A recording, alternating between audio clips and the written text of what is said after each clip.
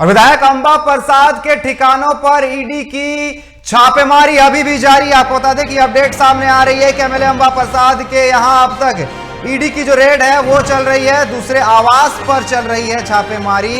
दूसरे आवास के ऊपर तल्ले को ताला तोड़ा गया है। आपको बता दें कि दूसरे जो आवास है वहां पर ऊपर तल्ले का दरवाजा तोड़ा गया है और वहां पर छापेमारी चल रही है। सुरक्षा घेरे में नौकरानी को ले जाया गया है आवास। आपको बता दें कि जमीन और बालू से जुड़े कागजात किए गए हैं बरामद।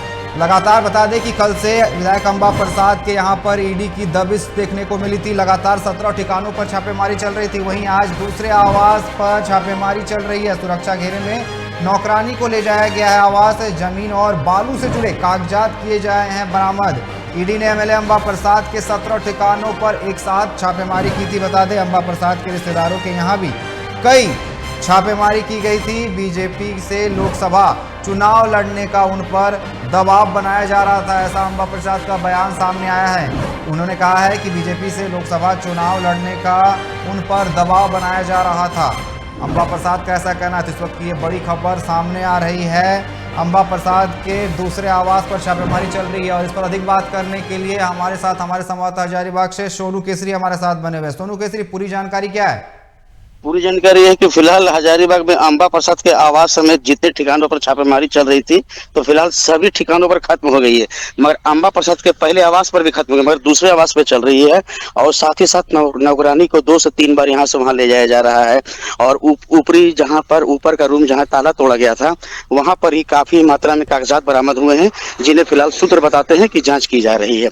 और एक इनके अंबा प्रसाद के एक भाई हैं अंकित कुमार, जिनका एक दोस्त है, उनके यहाँ से कल सूत्र बताते हैं कि 3 बैग कागजात और रुपए नोट बरामद किए गए थे कल देर शाम को।